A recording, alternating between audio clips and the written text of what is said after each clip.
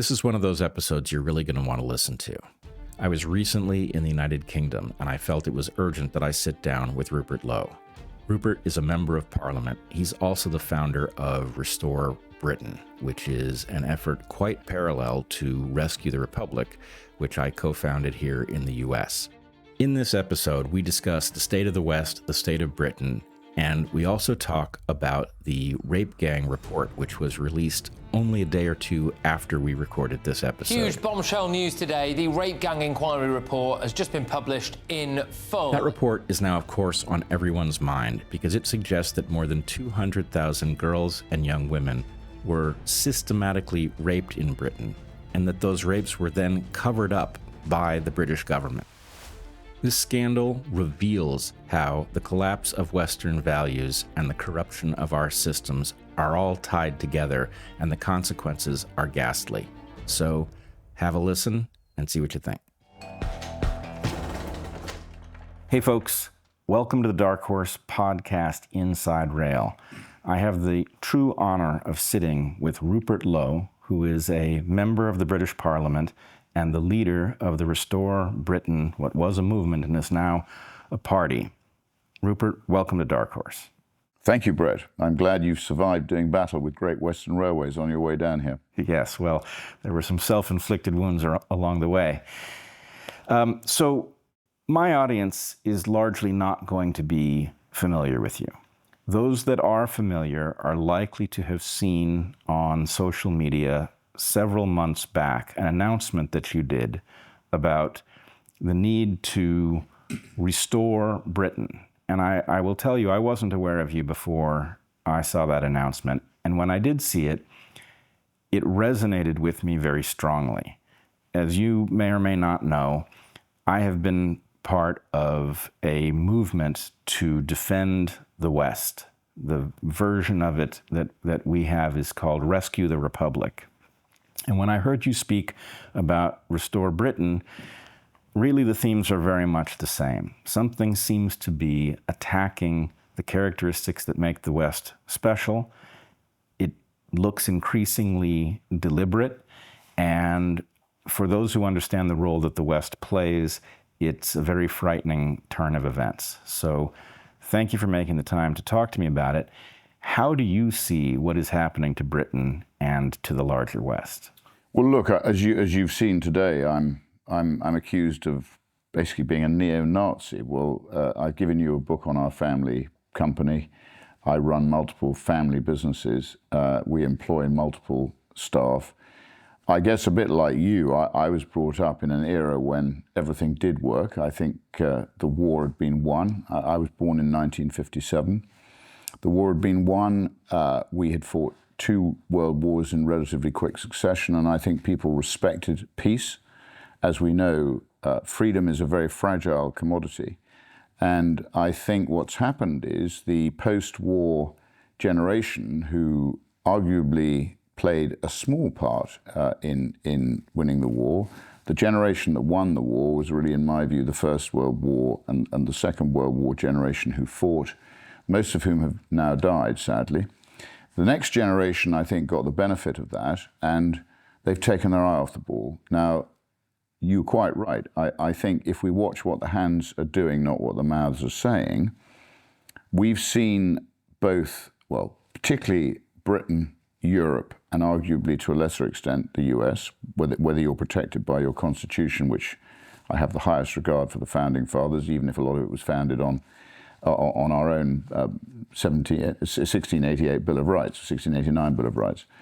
So I think what's happened is, as you say, a bit like the sand slipping through the hourglass, we've watched what was the most amazing period slip through our fingers, and we now see things that don't make sense. So I say that the entire establishment here, particularly, and in Europe post-war, went to the left. I think they decided that the nation state was evil and that some form of multicultural cohesion across Europe, hence the sort of obsession with freedom of movement, which is why we've got these problems largely in Europe.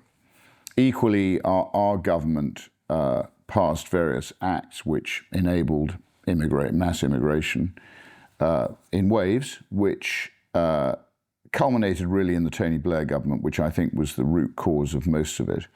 But I've witnessed during my 68 years, and I've got 4 children. I've always lived by the law. I've respected the rule of law, and I have tried to live my life honestly and pay my taxes and participate. And I've got an interesting career, which we can talk about, very unusual career involving also being chairman of a Premier League football club, building football stadium, 20 years in the City of London, lots of travel. I've I've done lots of things. So I've become very concerned about the fact that nothing seems to add up.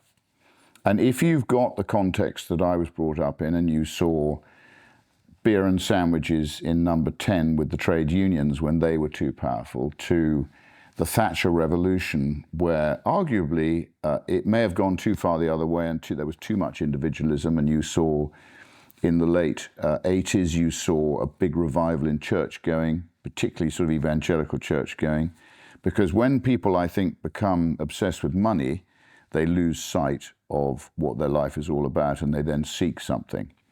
Now, when there's no money, they're so worried about putting food on the table. When there's too much money, then they look for other things. So the human soul is never at peace with itself. And I think what's happened is we've had this move and shift to the left, this attempt to destroy the roots of the nation state, which embeds within it decency and honesty and common sense and logic. And above all else, the protection of the people who basically built the country into what it is through participating in its history, paying taxes, basically driving the culture. And we have arguably the most successful country on earth in terms of what we've invented and what we've done, and we get criticized for the slave trade and everything else, but it's actually us who ended it at huge cost to ourselves.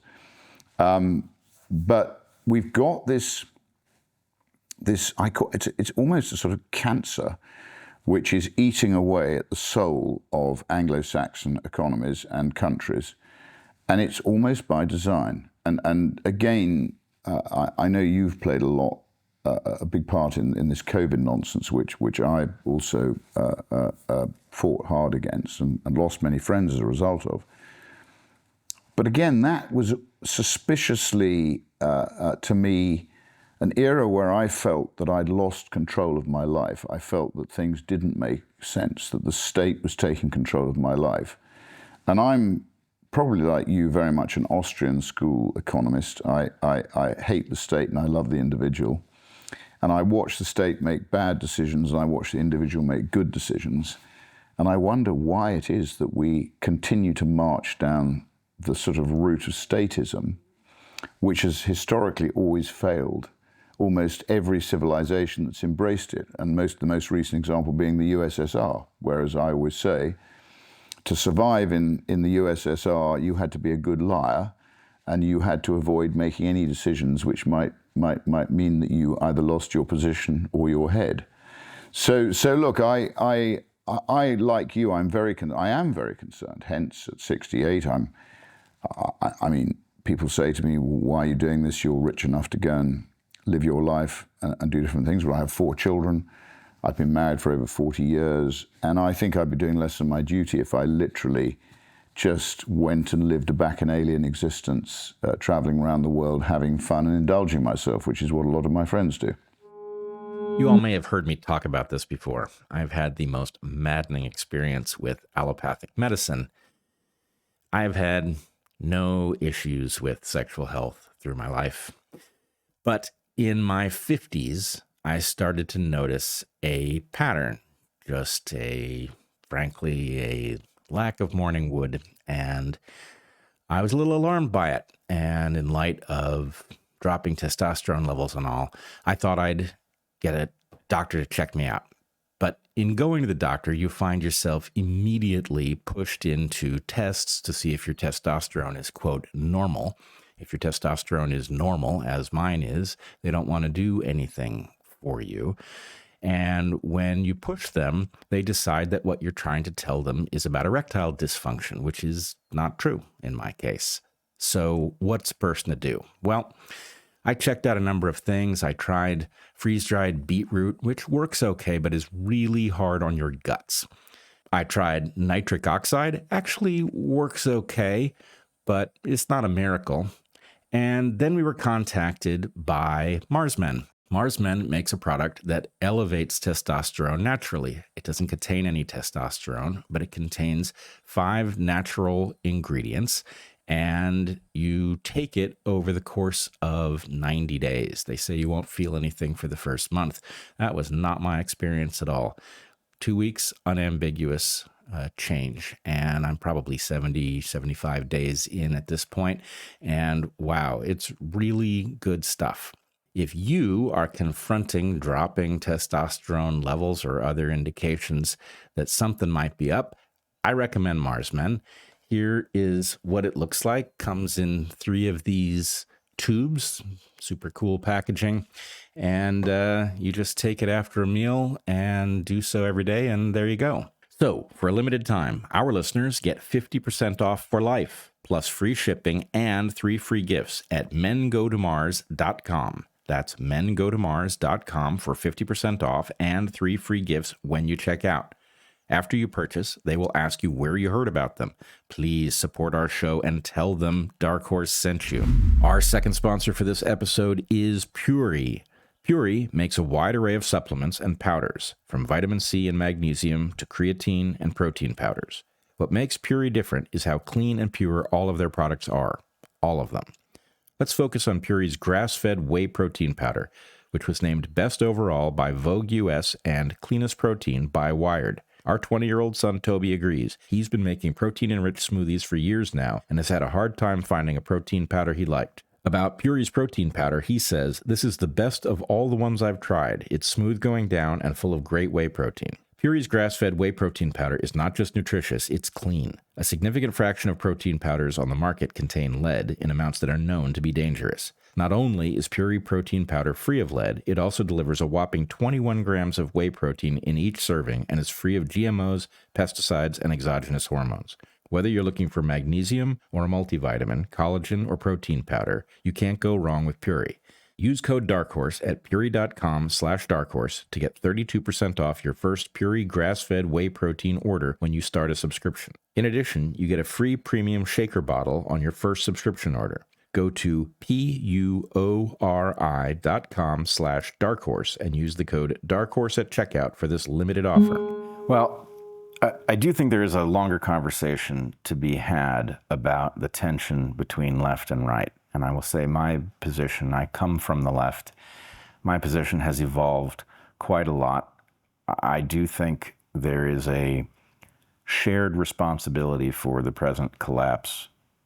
Part of it comes from the right, part of it comes from the left. I'm much more concerned about the aspect that the left is in charge of at the moment. But in any case, I think, both intuit that there is something systematic and intentional about the elimination of the structures that have made all of the marvelous things that have taken place in the West possible. And it is a little hard to wrap the mind around why those with power would do this. It does not.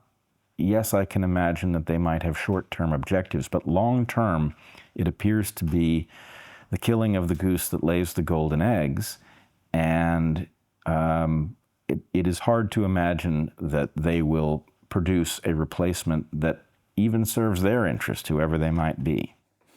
Well, it seems to me, Bret, that the thing they're most frightened of is the individual.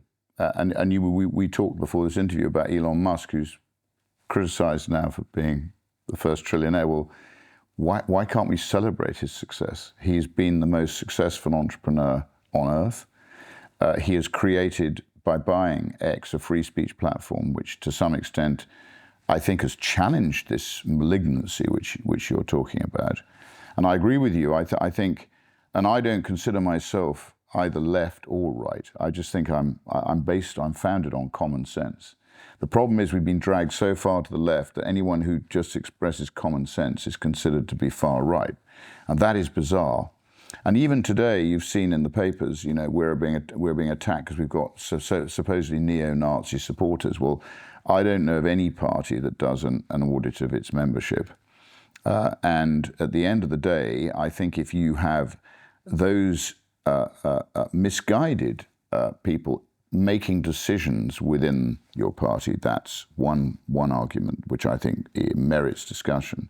But if people want to sign up and support the party and come and canvass for the party, I don't know of any party that audits its membership. And equally, I think a lot of the damage is done not by necessarily the right. Some is, and I detest far right sort of ethno-nationalist or neo-Nazism. I've never been driven by that. Equally, I'm not driven by what I call the malign left, which actually is capable of equal evil, if not more evil. And yet, because they're left-wing, they're not required to audit their membership. They're not criticized when some person on the left of the party does something equally as morally repugnant as somebody on the right.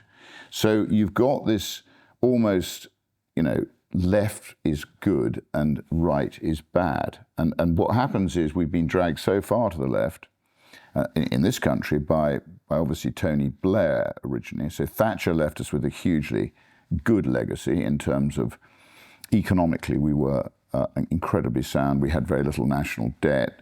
We'd rebuilt a lot of our industries. We'd obviously moved with the times, and we'd cleansed a lot of the rubbish. And capitalism, if you believe in capitalism, which I do, you have to believe in failure. So failure is a good thing, not a bad thing. It cleanses the system. The problem is we've had this post-war society which has believed that any form of risk needs to be systemically managed. And that's usually by printing money and debasing the currency. So as I've given a speech on this in Parliament, I actually think a lot of the moral decline comes back to the fact that we don't have sound currency. And ultimately, every time we have a problem, we print some more money, we print more paper. There's no link now to a gold standard or any other standard, which is why, again, that you see the cryptocurrencies, and particularly the Bitcoin, which is the reserve currency of crypto, gaining ground. So everything's become fluid somehow, Bret, but you can't help saying and thinking, and I agree with you, that there seems to be a greater design to try and destroy everything that's made us great. And that means people like you and I, as you say, arguably not natural bedfellows in terms of our politics. And I've read about your brave situation again over the COVID crisis. And as I said, one of my team loves your work. I didn't know that till I said we were doing this interview today. But there's something wrong. There's something wrong in the state of Rome, and sensible people from everywhere need to get together and fight it and restore common sense and fairness so that what made us great can continue to flourish. And most of our support is young people. And I feel for the young people. I mentioned this generation who didn't fight the war, but they've had the benefits of the peace. And they've got immense wealth, which they've built up. And they're now de-risking our economy in order to basically underwrite their own retirement. And they're not recycling the wealth that they've been fortunate enough to make, not because they're necessarily brilliant, but because they've had the conditions post-war to actually build up wealth, build up success. And instead of using that to cascade down to the younger generations and help them, they're selfishly trying to guard it like a sort of cuckoo guards another bird's nest. So I'm with the young people. I'm with the people who've been left behind, and I hate seeing this welfare culture. In Britain now we've got a situation where I think we spend 334 billion a year on welfare and we collect 331 billion in taxes. Well, meanwhile, our national debt's going through the roof. Tell me that's sustainable. It isn't. So something's got to be done. And it's been an eye-opener to me to be in Parliament with a group of people who, there's some people who are clearly clever, But do they possess common sense, any of them? No, none of them do. And none of them have had a career, really. Most of them are, particularly the Labour Party, are guided by this malign Fabian society ideology, which I think is embedded within the Labour Party now. And most of the Tories, after Blair, Cameron admired Blair so much that he took the Tory party far to the left with the One Nation Tories. So whilst you've got some very good young Tories, you've still got a lot of One Nation Tories who control, if you like, a whole. They're shading out the people below them who are what I would call genuine conservatives or Tories. So look, it is a conundrum, and it's great that, you know, people like you and I can get together and talk about it, because I think it is a conversation everybody needs to start having as a matter of urgency. Yes, and one of the things that I hope emerges from that conversation is an effort to actually enumerate what we now understand the principles that ought to galvanize us to be. So, for example, if I were to lay it out, I would say that governance is necessary, that it is a necessary evil, that is to say it should be minimized, that the test of whether any policy is valid and desirable is whether or not its impact is to net liberate individuals over the long term, that inequality of outcome is actually desirable. You want people who create wealth to live better, because that incentivizes the creation of wealth, and the creation of true wealth enriches us all. Much of what looks like the creation of wealth is actually rent-seeking, and the ability to profit as you destroy wealth should be, to the best of our ability, forbidden. The market shouldn't reward you for destroying wealth, and yet it does in many cases. I would say there's a difference between failure that comes from bad judgment. When your failure comes from bad judgment, you need to suffer the consequences of it, whether you're a banker or a janitor.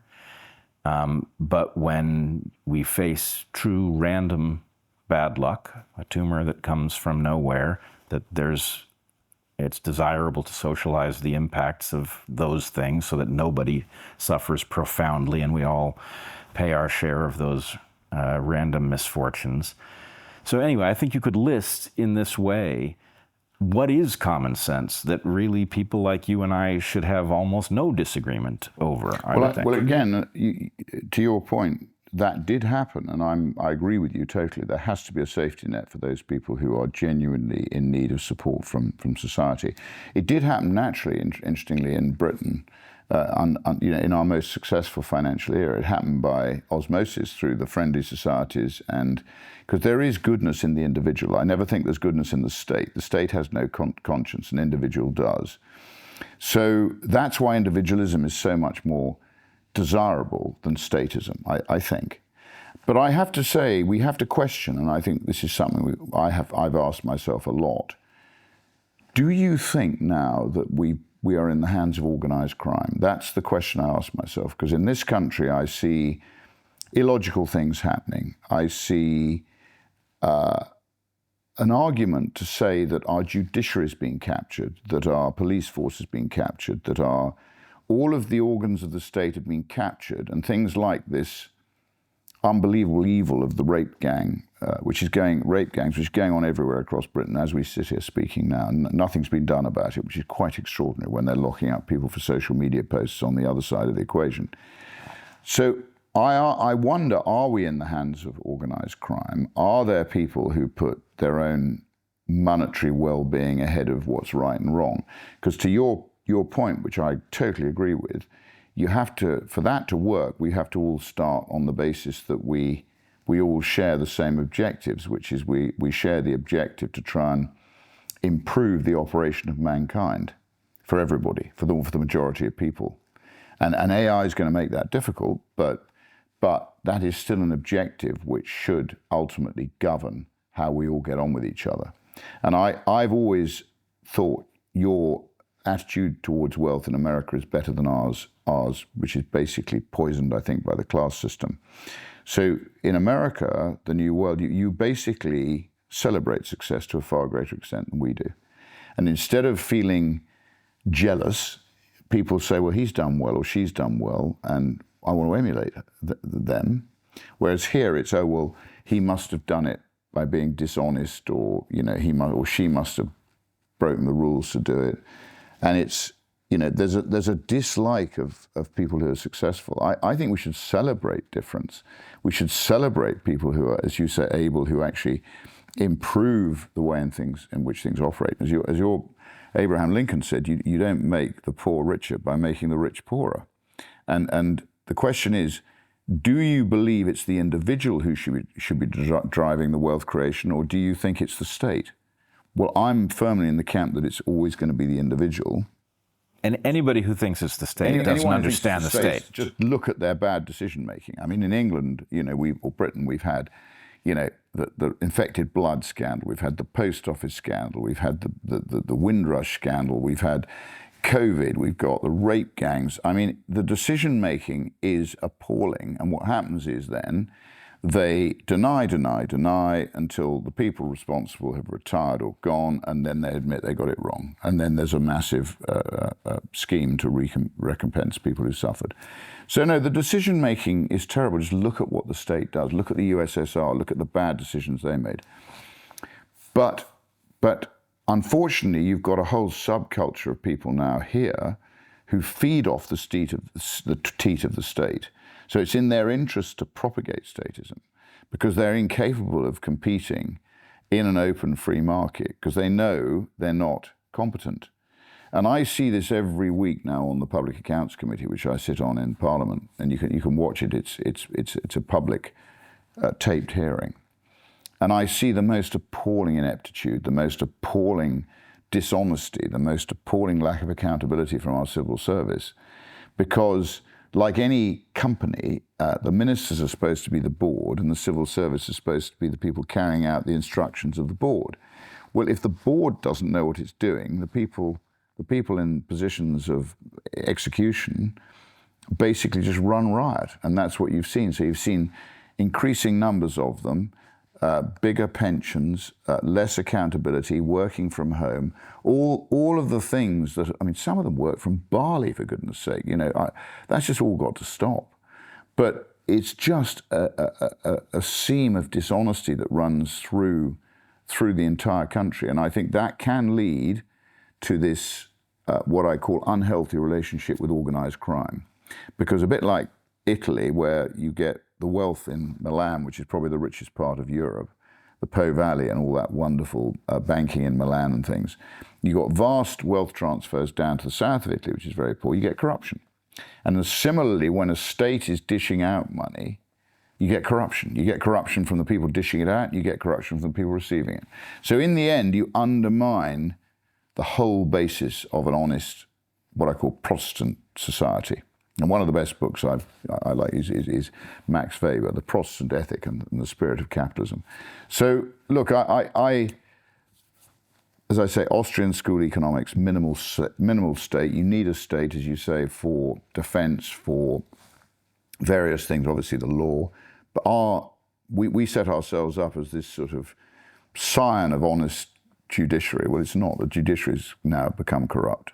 The judges, with the creation of the Supreme Court by Tony Blair in 2005, has undermined, it's become a woke quango. The guidance to our magistrates is soft, and that has enabled a two-tier legal system, which has propagated a two-tier police force. So we have to stop all that. Is that far right to say that? I don't think it is. I think it's extraordinary. Anybody could think any other way. Yeah. But they do, as you see, they're now worried, because the most exciting thing for me is what's happened in our Norfolk local elections, and more recently on Saturday in Makerfield, is we've got real decent people who they're calling these people neo-Nazis. These aren't neo-Nazis. Most of them are housewives and mothers and concerned women and people who want, to your point, common sense to prevail. They're actually turning out. The story should be there's a stirring in Britain of honest, decent people who've had enough. And I think I can't stress enough how important it is. And I say to them every time I address them, this cannot be about one man or one small group of people. This has got to be about everybody, because it's only going to change when the entire population, the penny drops and they realize they're being hoodwinked. And whether it's organized crime, whether it's this malign post-war philosophy which is driving multiculturalism, which, as we know, is doomed to failure, unless everybody integrates and unless they respect the culture and the religion of the host country, it will fail. It has to fail, and it'll end very badly. So I think we've all got to start asking ourselves, why has it all gone so wrong? Why haven't we got, and I've given you a book on our family business, we've employed people there for 50 years they work for us, 40 years, 30 years, there's a list of employees there. My father, he treated it as they were all part of the family. And that's what used to happen when you had a Britain based on what I call family businesses and the private sector. You had accountability, because if things were wrong, you could go to see the principal and you could say, this isn't right, why are you doing this? Whereas if you're working for some faceless multicultural corporation owned by faceless shareholders, the board puts an HR department between you and them, and then they live the life of O'Reilly, and they're completely unaccountable. So I just think it's everything we've seen has led to a lack of accountability by the people in positions of influence and power. And if the people want their country back, or want their freedom back, or want their individualism back, I'm afraid they're going to have to stand up and make their intentions clear, peacefully and through the ballot box. But if they don't stand up, they're going to, I think, suffer the consequences, which are, I think, increasingly unpleasant when I look at it. They will suffer the consequences, or their children and grandchildren will. Correct. But to the question you asked, are we somehow under the control of organized crime? I mean, I actually think the answer is obviously yes. Yeah. Obviously. And that one of the dynamics that is not well understood is that you have some sort of de facto organized crime racket, or maybe it's multiple rackets in competition. But what we experience is the product of that view of us as, hosts to a parasite. But it has managed to sway a large number of people on the left into a revolt against the West. So you have this parasite that fears good governance because good governance would forbid it. Well, they're all making money out of it, Bret. Right, they're all making money out of it. Whether it's the regulators, the judiciary, the solicitors, the barristers, these people create nothing. Right. They feed, as you say, I use the same term, a parasite. They are a parasite on the back of the host animal. 100%. The problem is they've nearly killed the host animal. This is why we've got to stand up now, because otherwise the poor old host is going to disappear. And what happens to the parasites when the host dies? They have to find another host. It's exactly where I was going. They are actually depending on us to defeat them in order to preserve the system that they are currently draining. Our final sponsor for this episode is Helix, which makes truly fantastic mattresses. Our Helix mattress has served us well for over 4 years, and we look forward to many more years with it. If you've had trouble sleeping, and who hasn't, the problem might be your mattress. A better mattress can help address issues like sleep apnea, back pain, and temperature problems.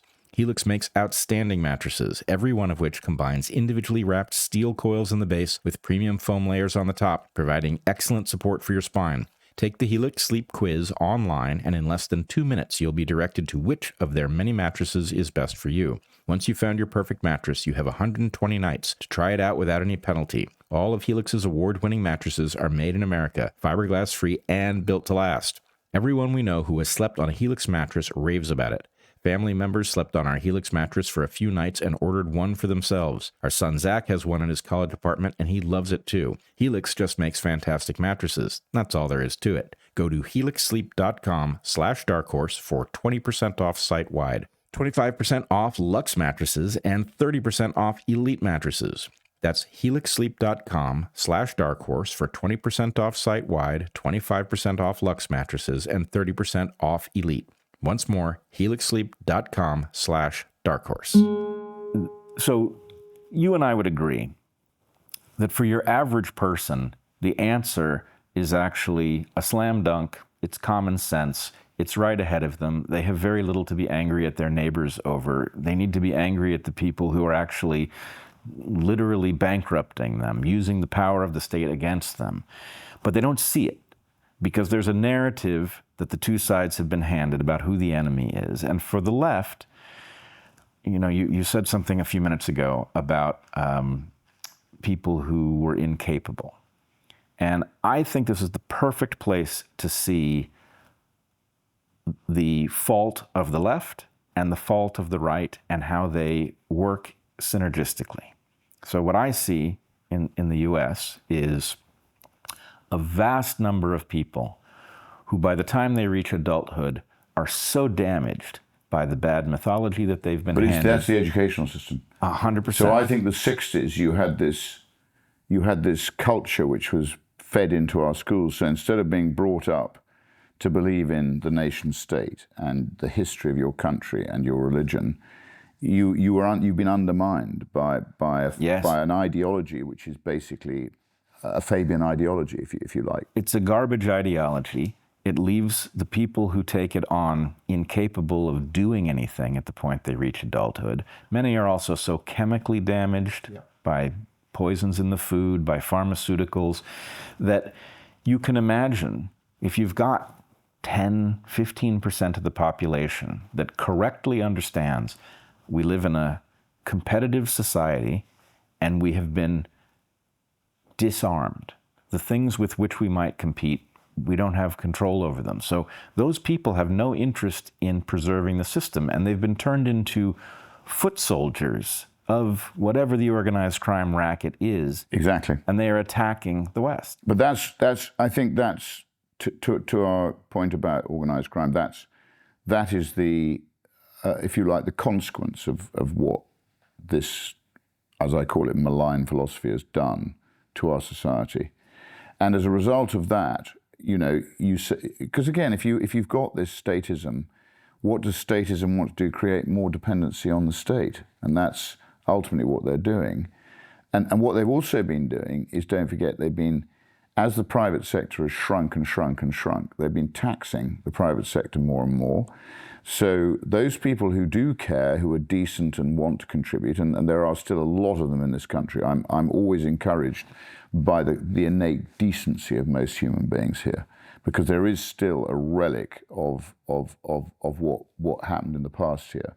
But if you hollow out the private sector and you make them run faster and faster like a hamster on a wheel, in order to pay the bills, to collect the tax, to collect the VAT, to collect the pensions, to deal with all the regulations, to, you know, the tax code here is 22,500 pages, to actually, and what they do is they use that as a weapon. So if somebody questions the system, they get hit with a tax investigation and they find some abstruse rule. You know, as you know, I think it was Tacitus who said the more rules, the more corrupt the state. So at the end of the day, you've got this, it's almost a perfect storm. And if people don't break out of it, it is going to destroy us all, and we need to all stand up to it. But also taxes, you know, I see, you know, an honest person here gets taxed into oblivion. You pay income tax. As I've just mentioned, all the taxes you collect in gift wrap and give to the state. Then you've got VAT on everything you spend. You've got regulations coming out of their ears, which again is just to oppress people. And meanwhile, there are foreign countries, you know, pumping oil, who pay no tax, who come and enjoy all the benefits of a safe society here, which is funded by an increasingly oppressed voter base here, who don't have time to think properly. So I think to your point, they've got to lift their heads up and start looking, rather than being trapped by what has happened to them. They need to look up and start working out, to your point, why are things like they are?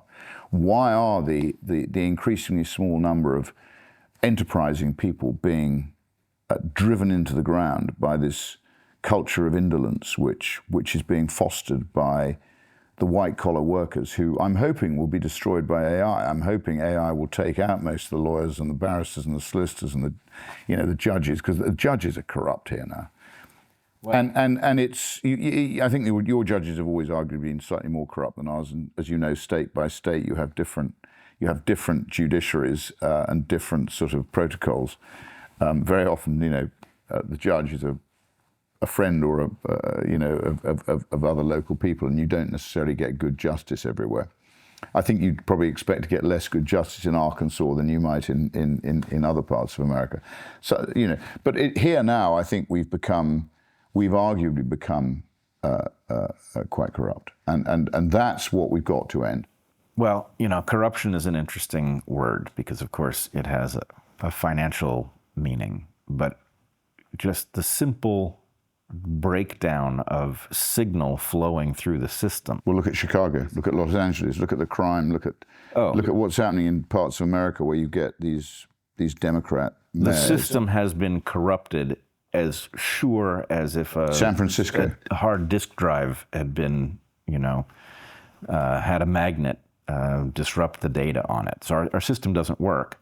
But to your point about people waking up, I believe this is the reason that we face so much of this Orwellian nonsense over social media posts and the like, which is that actually what is taking place, it's hard to put your finger on exactly why it works the way it does, but that things are desperately wrong is obvious. Anyone can see it. And what prevents them from standing up en masse is fear.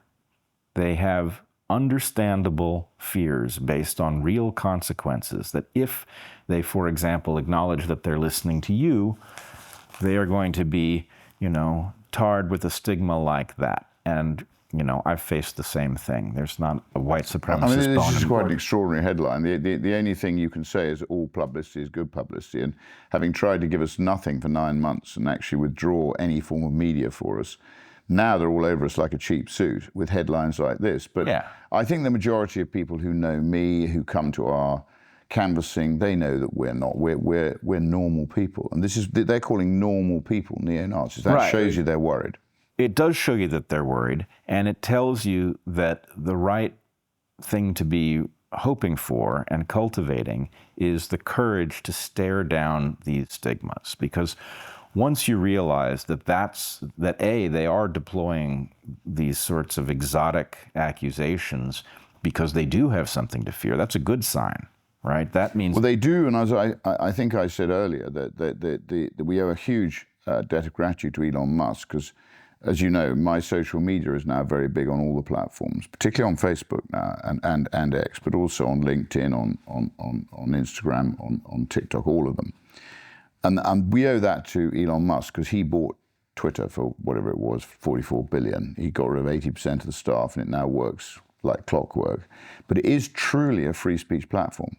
And this is, again, what I think people misunderstand about Elon Musk, which is why he probably gets the equivalent amount of flack to me and arguably you for different reasons, is he's created this free speech platform. And we used to see it before when I was in the European Parliament, when I set up my social media accounts. We saw in the old days the algorithm, if it didn't like what we were saying, it shut us down. And Facebook used to do the same. But once Elon Musk had actually truly set up a free speech platform, and I believe people say he uses the algorithm to help us. He doesn't. He allows criticism of himself on his own platform. He's a highly principled individual who wants open free speech. Free speech is the most important thing which is embedded into your Constitution and our Bill of Rights.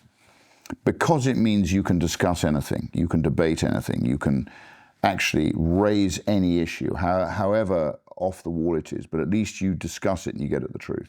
So I think he's highly principled, and what's happened is because of him, Facebook had to change the way they were operating. And partly, there's a guy called Nick Clegg, you may know, who was in coalition government with Cameron. He worked for Facebook and he left Facebook. And I suspect it was partly because Zuckerberg had to change the way in which Facebook operated, because otherwise X was going to leave him behind. And that has been done now, and actually Facebook is an incredibly powerful tool that we use as well. So again, most of the political establishment are a bit slow. They haven't spotted the game. And our social media is now bigger than most newspapers. And we owe it to them in a way, because they wouldn't cover us. They ignored us. Once Nigel Farage had politically assassinated me, I'm never asked on GB News now. I mean, it's just a running joke. They're supposed to be set up to compete with the BBC and offer a free speech platform and look at all the different views. Well, they don't. It's basically Nigel Farage's broadcasting channel, and they've gone all in Farage, as have many of the other newspapers, which is why I think he's managed opposition. But and you know, knowing Nigel as I do, I just don't think he's equipped to lead a team of people. I mean, they haven't produced policy. We produce policy. I've given you a cross-section of some of our policies.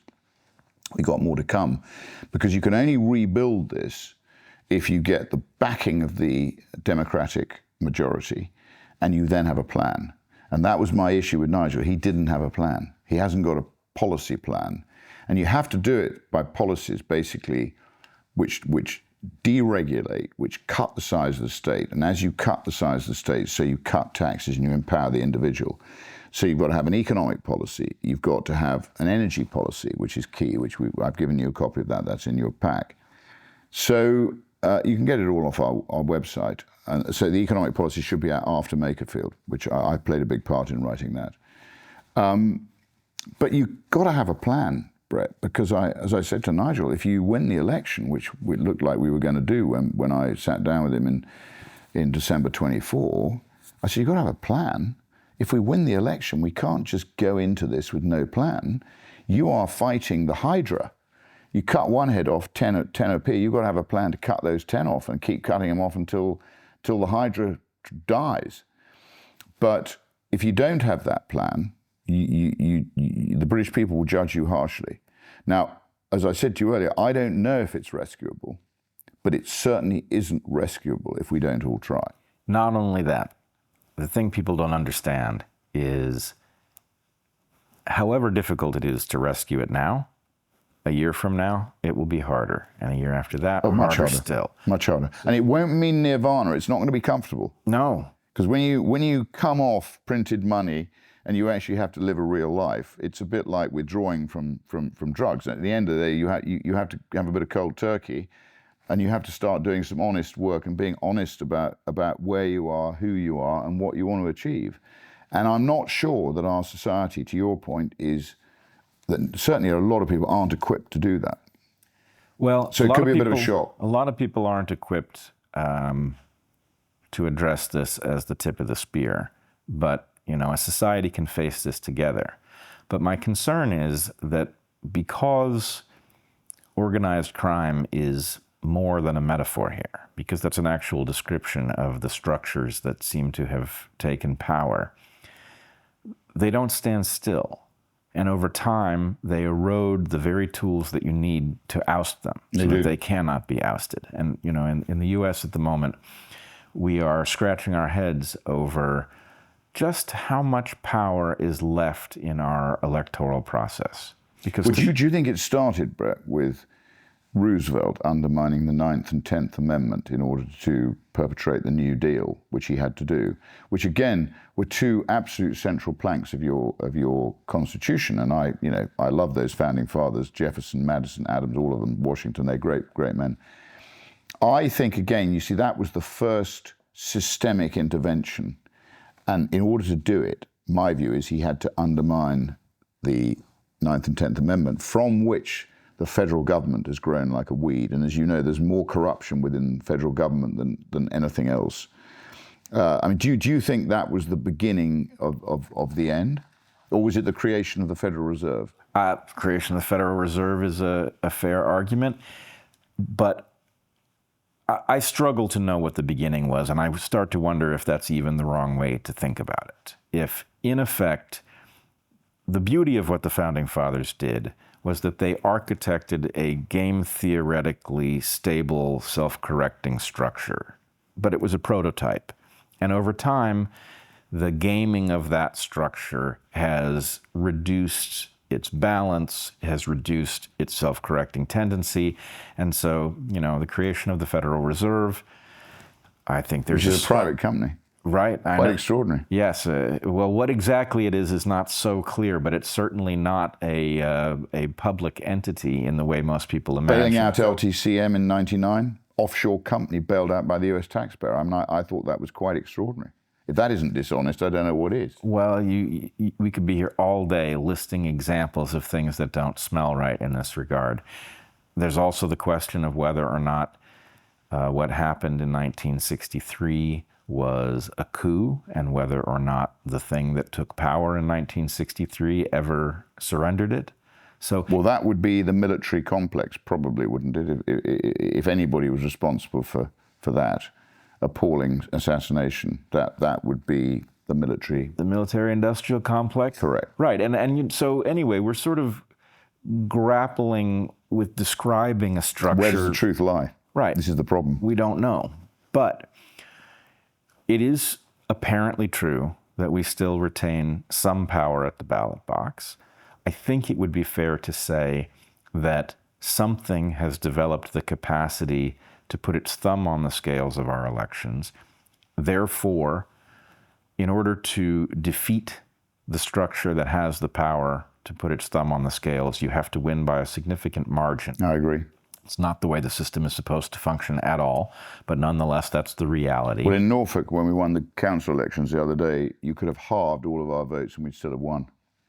So there was no room for fraud in that result. But if it's close, there's room for fraud, particularly with postal voting. Yes, and late block votes arriving by car and police escort.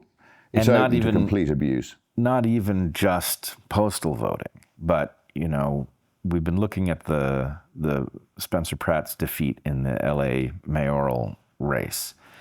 Good man, by the way, running a great AI campaign. Sure looks to be. I mean, at least he's saying common sense things. If he carried through on his word, he'd be leaps and bounds better than the current governance of Los Angeles.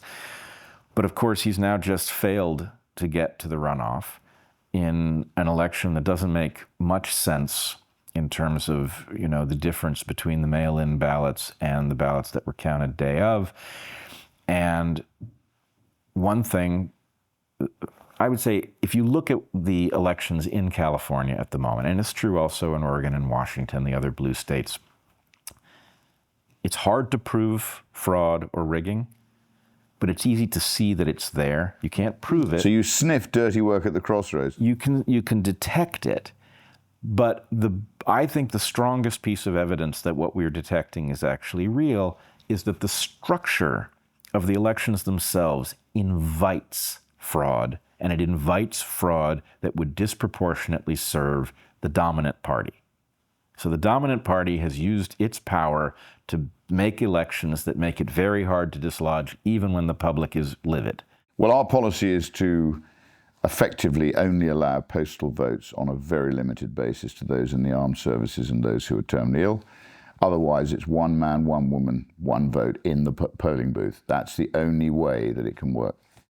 I would agree with you, and I would say we have been sold a bill of goods, that the idea that getting the maximum number of votes is desirable, and therefore we should tolerate all of the noise and room for skullduggery that opens, is absurd. What you want is a representative vote. Yep. That doesn't have to be, bringing in every last person who lives remote from a polling place.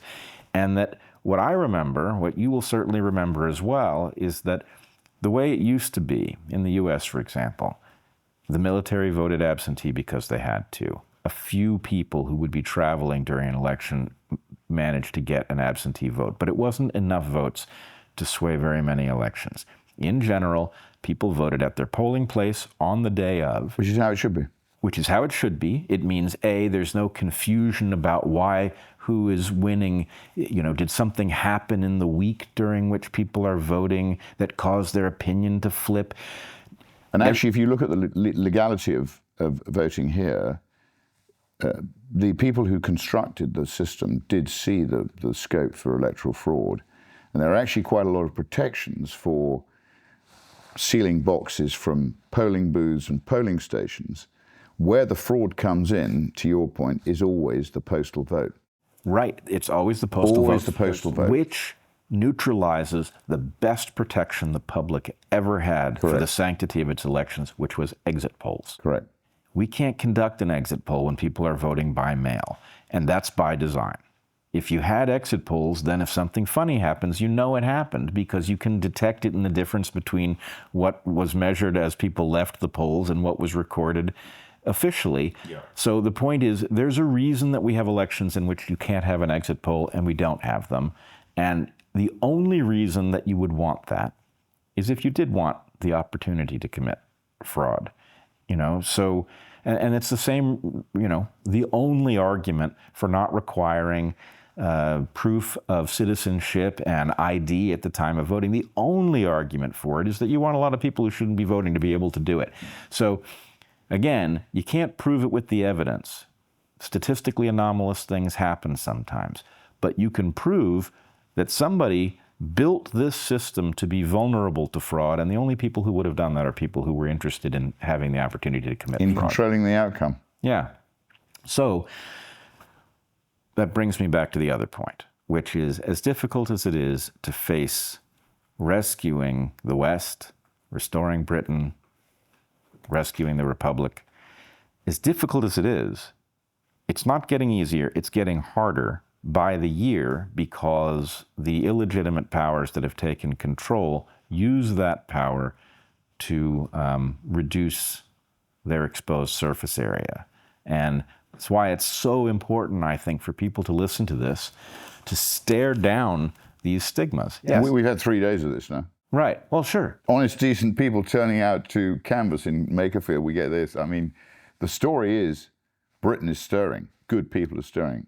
The story you get from organized crime, perhaps, is this is the story they give. Well, for those who are just listening, I'm holding up a newspaper from today. I think that's the widest circulation British paper. Widest circulation British paper that accuses Restore of being the new home for neo-Nazis. And as Rupert points out, you're going to have crazy people in any large entity. It doesn't... Left-wing parties, right-wing parties, they've all got crazy people in them. Sure. And, if the fact that crazy people showed up in your party was a reason to dismiss it, then it provides a perfect mechanism for sabotaging any party that you don't want to see anymore. You send a few crazy people.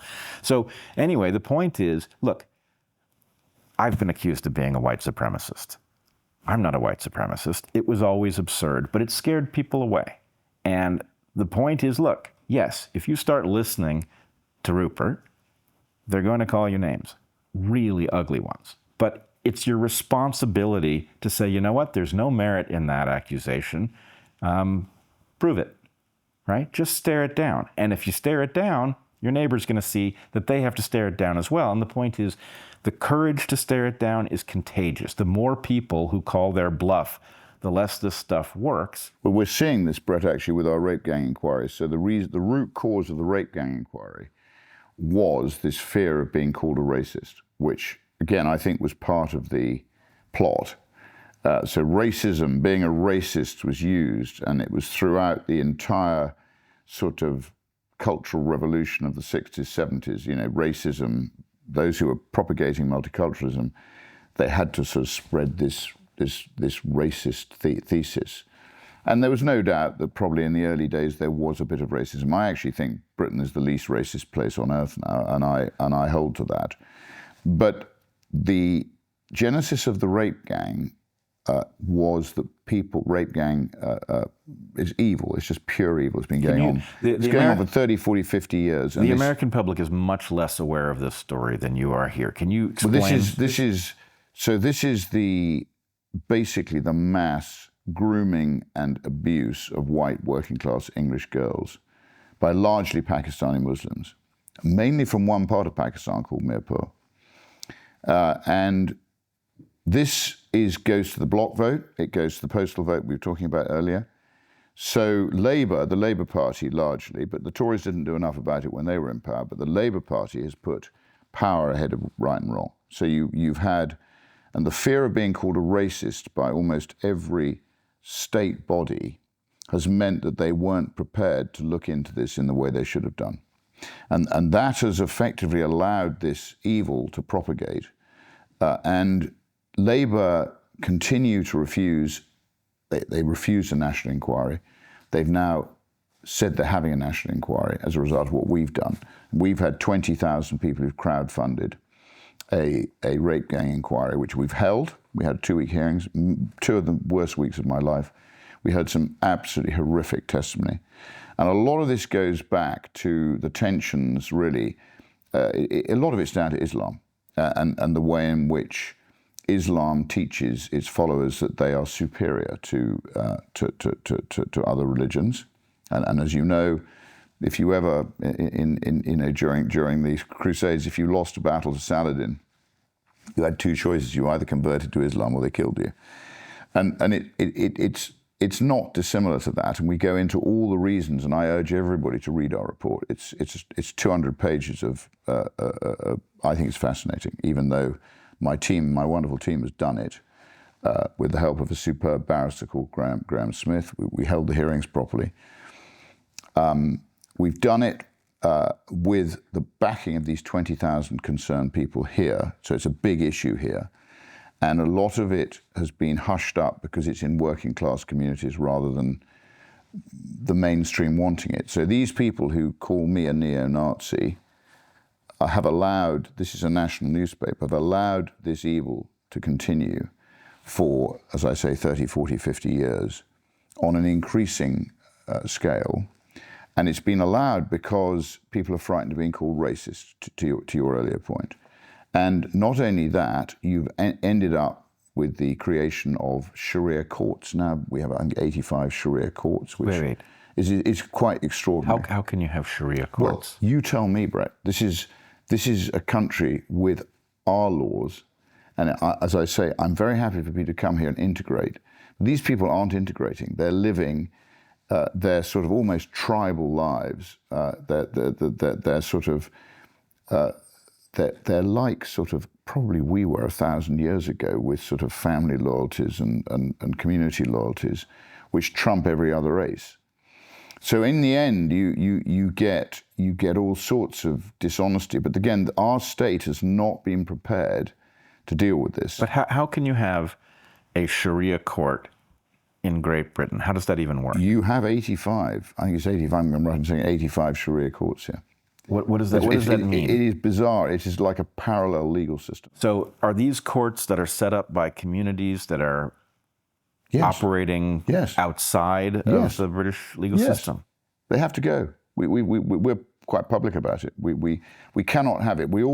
If we live in this country, we all have to live under one law, and that law has to be implemented without fear or favor. And everybody should be treated the same way. But as I said to you, the judiciary has been undermined because the judges now, you see they'll send Lucy Conley to prison for whatever she got, 30 months for a social media post, which was in response to the Southport killings, which she deleted after 4 hours. They sent her to prison.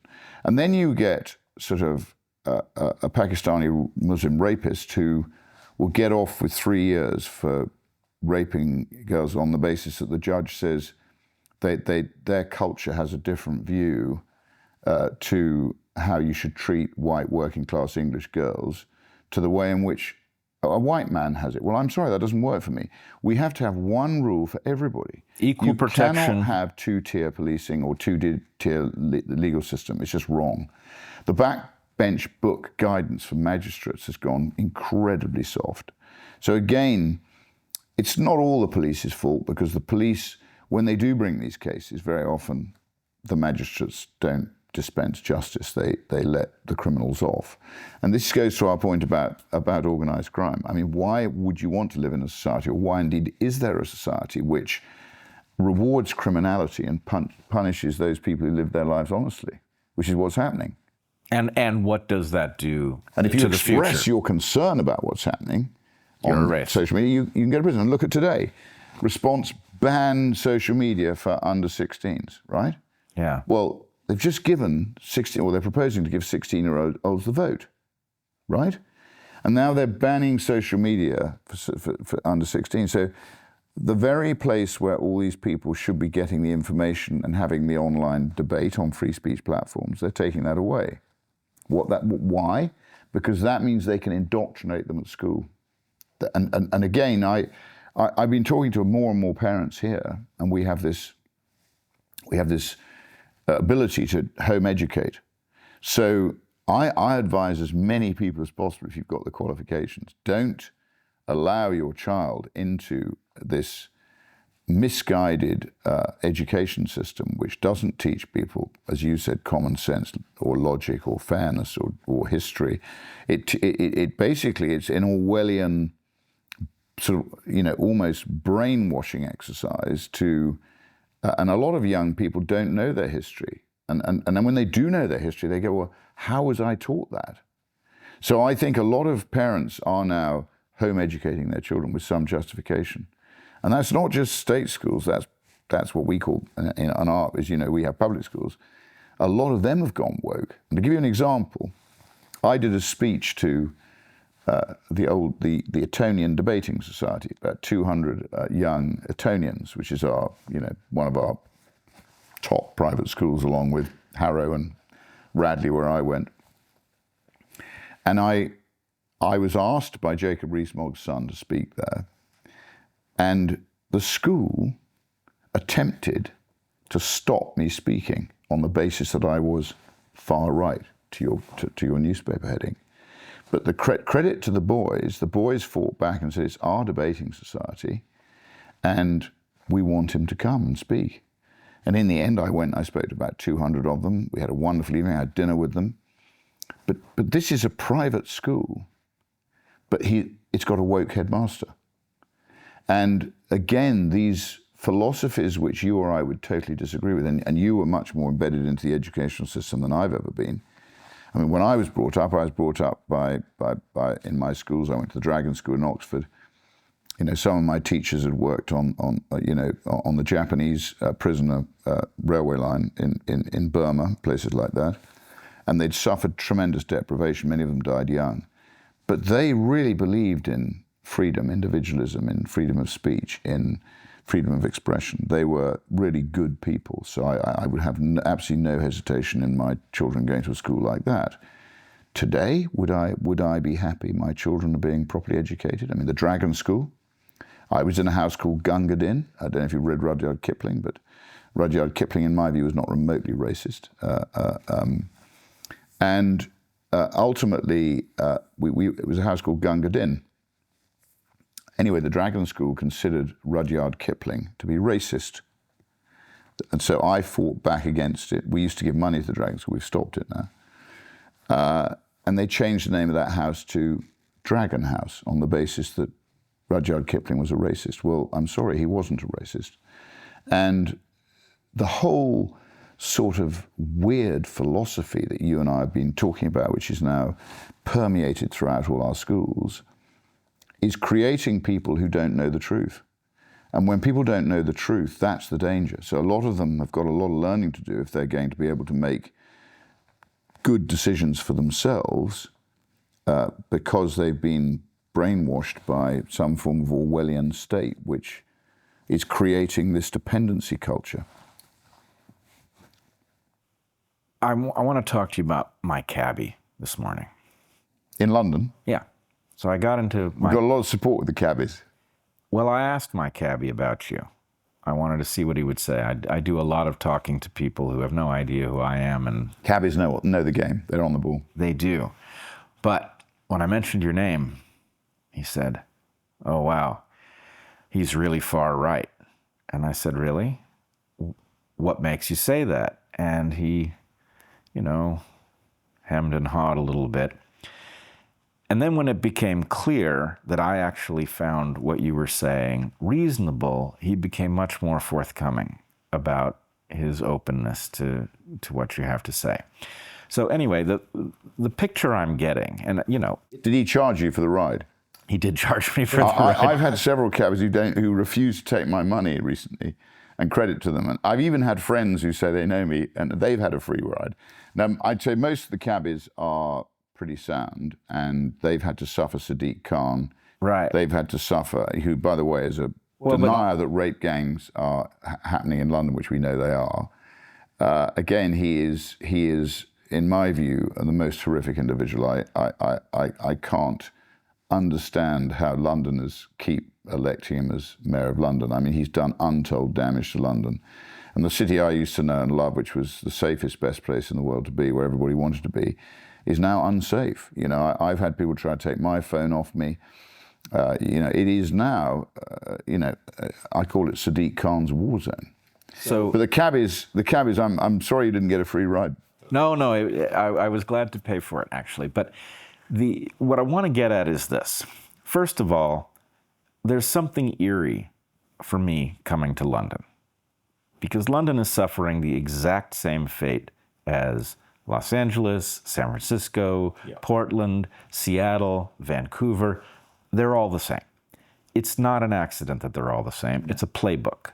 And that playbook has people like my Cabbie in a bit of a predicament, because on the one hand, the way I grew up, the very notion that there might be gangs of men raping young women is the kind of thing that should enrage and galvanize all civilized people. It's so intolerable and so obviously so that there should be so wrong. And so wrong. There should be no division over it whatsoever. It should be all of us against the tiny number of people involved. Some of these girls were even trafficked to Saudi Arabia and places like that. I mean, honestly, Bret, you just can't believe what's been allowed to happen. Well, I can, because I'm watching the same decay with a Yankee accent happening all over the West Coast and through much of the eastern seaboard as well.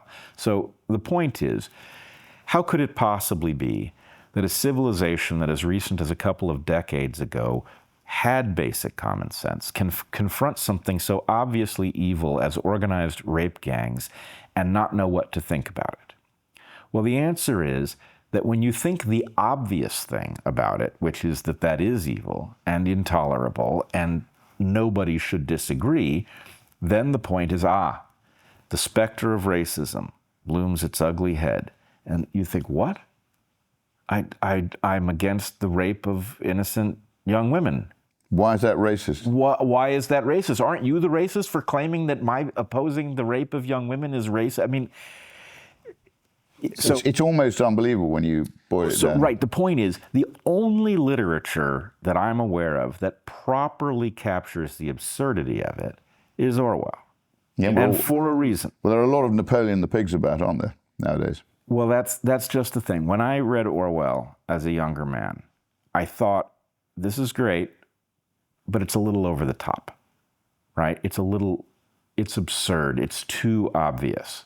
Now, I think, nope, it was perfectly literal. He was describing the exact inversion of language that you get, the Kafka traps. The whole thing is actually him warning us in terms that were unbelievable until it happened. He was a very exceptional man, actually. I mean, he went to Eton. He married an Irish lady. He fought in the Spanish Civil War. And he wrote these amazing books, which have been proved to be incredibly prescient. Yes, they're warnings. They are warnings, but how many people actually read them? Why are they not on all school syllabuses? You know, what was he called? Citizen Smith. Was it Citizen Smith? Winston Smith or somebody was his character. Winston. I think it was Winston Smith. Anyway, so, no, he was an amazing man, and Huxley was similar. Yeah. We have these people, and these are people who are, they're, and by the way, the Spanish Civil War was probably the most horrific civil war ever. And it really was horrific. But, he was a principled man and clearly a visionary. Mm-hmm. The Road to Wigan Pier, he wrote, which again, very relevant to Makerfield, the by-election were up there. But no, I think you're right. I think people should read all of Orwell's books, and they should take them all in, because, it really is, it is a dystopian world now that we live in. That is it. We are actively living in a dystopian trap. And the Cabbie, who is on his guard, asked a perfectly obvious question, gives a guarded answer. He thought you were an American academic who was bound to think I was bound to fall for that headline. Bound to think so, and he didn't want to say anything that was going to cause an issue. And so the point is, I actually discovered this during COVID. I was living in Portland, maybe the most liberal city in the US. I was very much aware that things were not right, especially when it came to the vaccines, which I know as a biologist could not possibly have been safe. They turned out to be as horrific as one could imagine. But what I found was that when I talked to people, they were very much on board with the vaccines until I said that I wasn't. And then almost everybody had a confession of doubt. Almost no matter who I talked to. If I said, you know what, I don't actually think they are safe and here's why, then the person would say, yeah, I don't think they're safe either. In fact, I know somebody who got one and had a terrible reaction. So I know lots of friends who, and to your point, I thought you were incredibly brave during that, but I before the interview, I read a bit about the issues you had.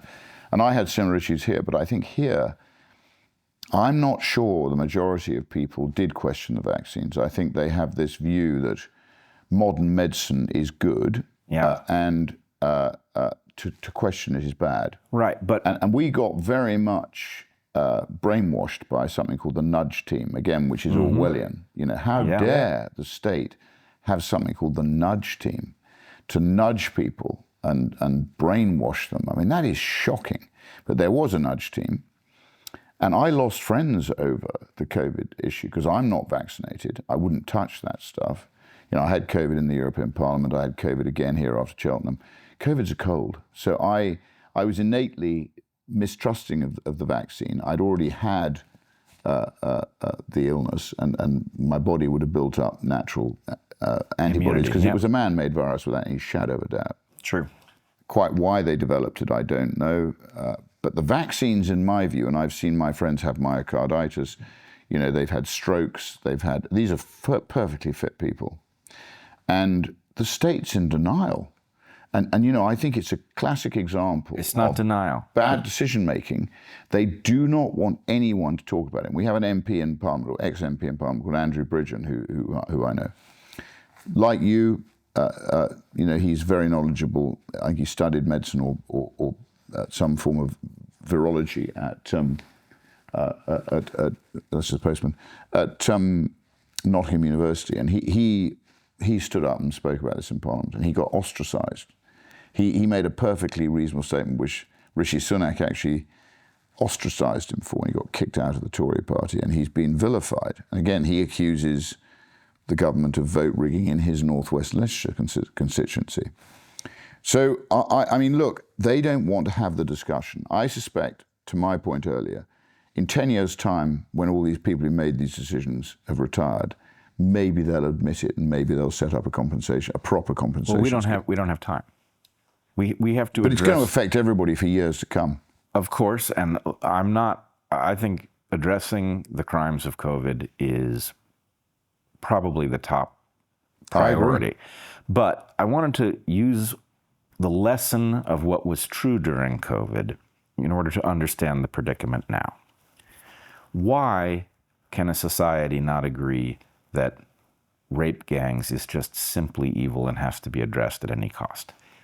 Because to believe otherwise results in accusations of racism. To be accused of racism, especially if you do the natural thing, which is to talk about it in the way we now do talk about these things online, and it can land you in jail. So the point is, you've got a structure that is clearly designed to create the self-censorship that allows it to seem... Allows evil to flourish. It allows evil to flourish, and it makes it seem like there is a diversity of opinion about how serious rape gangs actually are. There's, of course, there can be no diversity of opinion, right? It's not the kind of thing about which diversity of opinion is appropriate. It's about right and wrong. Right. But the Labour Party, I say, can never be elected again because they put power ahead of principle. And if you do that, you don't deserve to be re-elected. And you know, they are not only are they incompetent, they're also, in my view, they're dishonest. And, I think Starmer, he's a huge Fabian, he's a member of the Haldane Society. You know, he's basically a Gramscian Marxist brought up by his mother. And he, unlike Corbyn, I mean, Corbyn, I disagree profoundly with almost everything that Jeremy Corbyn says, but at least he's honest about what he thinks. However lunatic he is, you can have a conversation with him, and he respects the fact he disagrees with me, and I respect the fact I disagree with him. Yeah. But you can't with Keir Starmer, because I think he is genuinely a wolf in sheep's clothing, which is the Fabian Society emblem. So again, this is all part of this, I think, the truth we're trying to get at with this conversation, which is very difficult to pin down. It's like trying to pin diarrhea to the wall. It's very difficult to actually put your finger on it, but you know it's there. It's very hard, isn't it, to work it out? Well, I think you have to apply a slightly different standard than would be optimal. In other words, I've stopped being shy about saying, here is something that I can see is true, but I cannot prove is true, right? That we confront organized crime, which is in some way... Well, rape gangs, our report's out tomorrow, we proved it's true. Oh, the rape gangs are clearly true. COVID, the more fact difficult. that society has been held back from having a perfectly normal human reaction to discovering that such a thing is true, that's obvious. That there is a structure that prevents people from saying the most obvious things about this most black and white of issues. The state, by the way, called it Asian grooming gangs. Now, we hate that because no Japanese are involved. Right. So that is a complete misnomer. So that's why in Parliament I called it the Pakistani Muslim rape gangs. And I got a lot of stick in Parliament because all I do is, I'm not that able, I just tell the truth. And I stand up in Parliament and I speak as I find. And Parliament's not used to that, Bret. And it may well be that's the case also in both your houses, because the truth doesn't see the light of day. And when somebody speaks the truth, it shocks everybody. Well, we've just had a most extraordinary turn of events where Thomas Massie did speak the truth and was targeted by the president and has just lost his primary bid to retain his seat. So the point is, every so often, somebody stands up and speaks the truth, and there are special penalties reserved for such people. And I guess... Well, so far I've got away with it on the basis that I don't care. But, you know, who knows what penalties that I will suffer. Fortunately, I'm successful. I don't rely on a multinational corporation for a job or for a pension. Right. But again, that newspaper printed an equally appalling headline yesterday with a picture of a young 18-year-old who probably will suffer the consequences of being put on the front page of the Daily Mail, and they don't care. And this is somebody who's concerned about mass immigration, and you know had been talking at some summit in Europe about it, because Europe's becoming concerned about it as well. There's a lot big movement in Europe who's starting to wake up to what's been happening. So I mean, it's just wrong, isn't it? The whole thing is just wrong. Evil is flourishing, and somehow we have to put our foot on its head. It's not just wrong. It's obviously wrong. And the fact that the obviousness is being denied tells you where we are in history. And so I think really the message, and the reason that I resonated so strongly when I saw your statement announcing Restore, was to have somebody who says, look, I'm just going to describe what is taking place and what I think it means. Mm-hmm. And that means that I am accepting the consequences that I know full well will follow from my just simply stating the obvious. But was COVID about money, or was it about some attempt to control population, to limit growth down the line, to plant, you know, a long-term sort of gene therapy within people so that as cancer rates rise, there's no obvious link to it? I don't know. What do you think was the Was it simply money and I don't think profit, it was. or was there something greater to it? Let's put it this way. I keep alive in my mind a spectrum of possible explanations.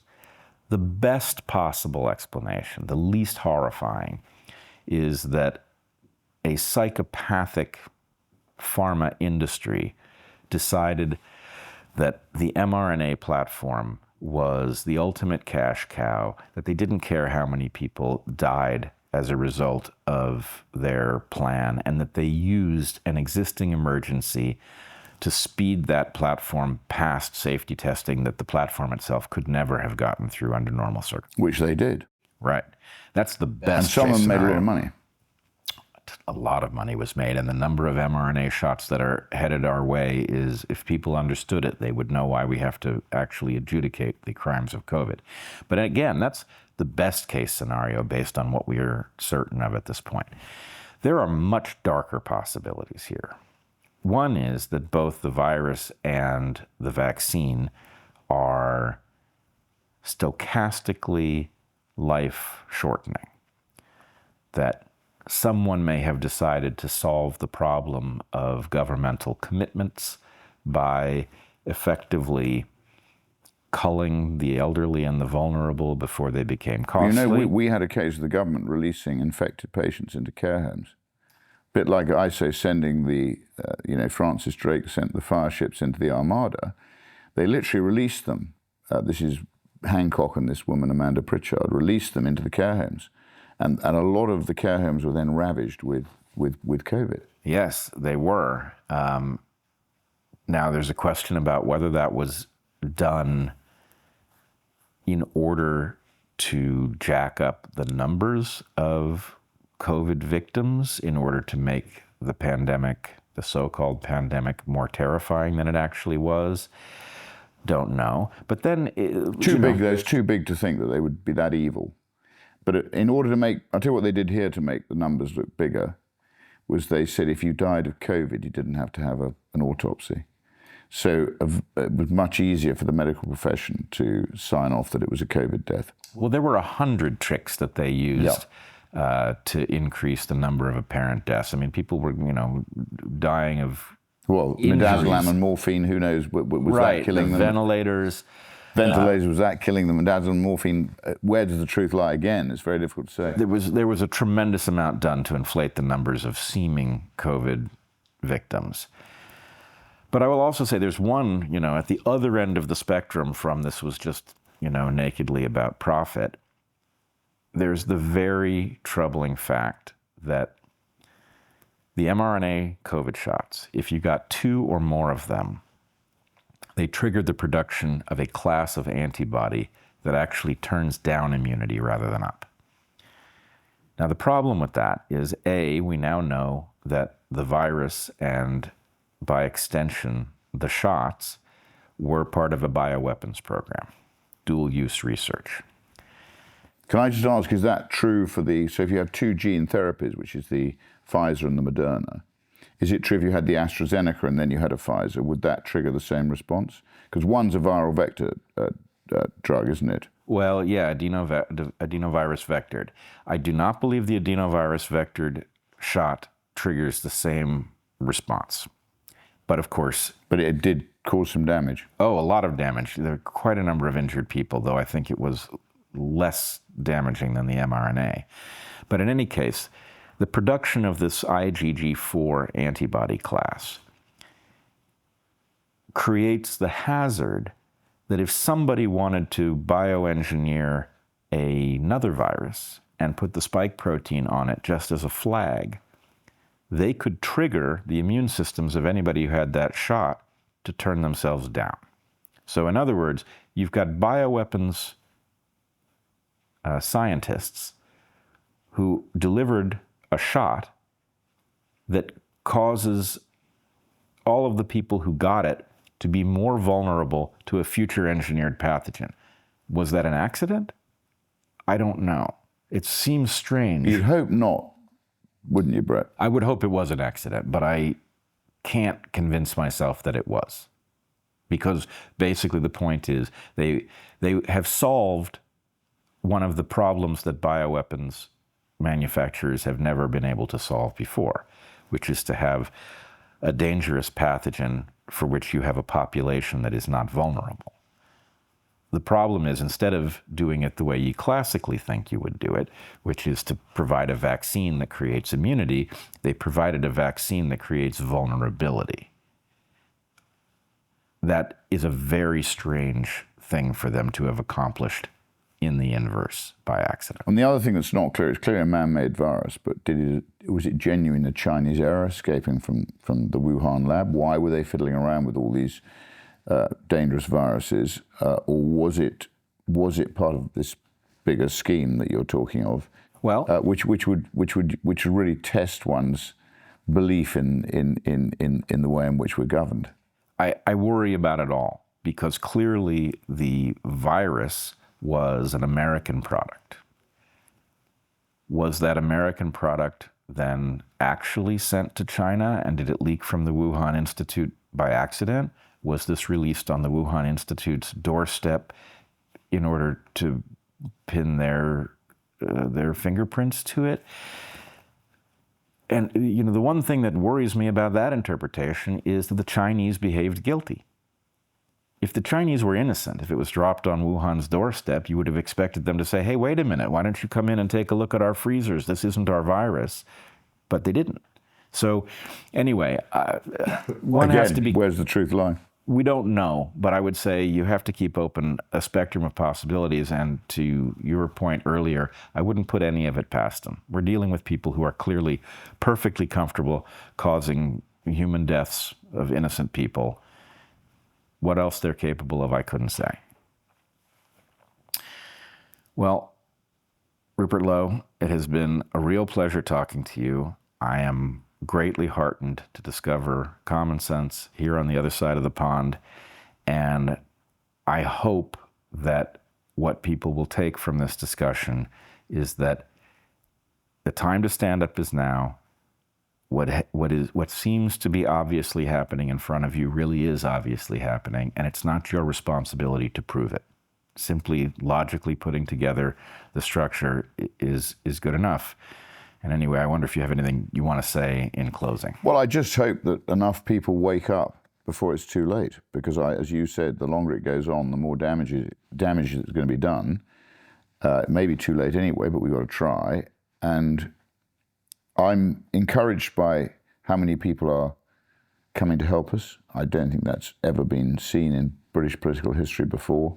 So many volunteers coming from, we had a guy coming from Hong Kong the other day, Ireland, driving down from the north of Scotland. I mean, these are really, truly fantastic people, and they're not Nazis, they're real people with concerns.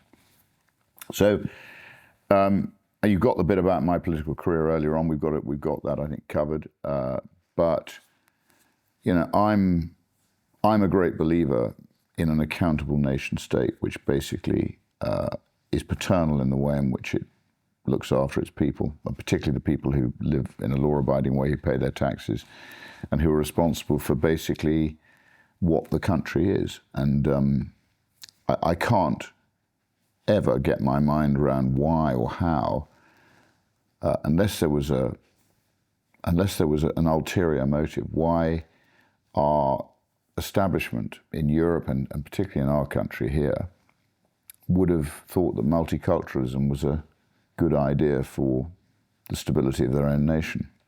Targeted immigration, fine. I'm not anti-immigration if it's done on a very small, sensible basis, which it was before Tony Blair, with, I think, some sort of immigration post-war when the country thought it needed to have people to do things that the English people or British people weren't prepared to do or weren't able to do. So no, I think nation state, accountable parliament, let's get back to what we always were and what made us great. And I've always believed that in Europe, the reason that we actually created what we've created, and it's a fascinating history, is because of the dynamic tensions between nation states. So France and Britain and Germany and all the nations of Europe. And you're seeing it in Ukraine now. A lot of the most advanced military creations, which are feeding into science creations, come from war. And, you know, peace is not always a good thing. And I think post-war, arguably, we don't want war, but we equally have to stand up for what we believe in. Otherwise, we end up in an Orwellian world, which is not where I want to live. Yes, I 100% agree. I think it is obvious that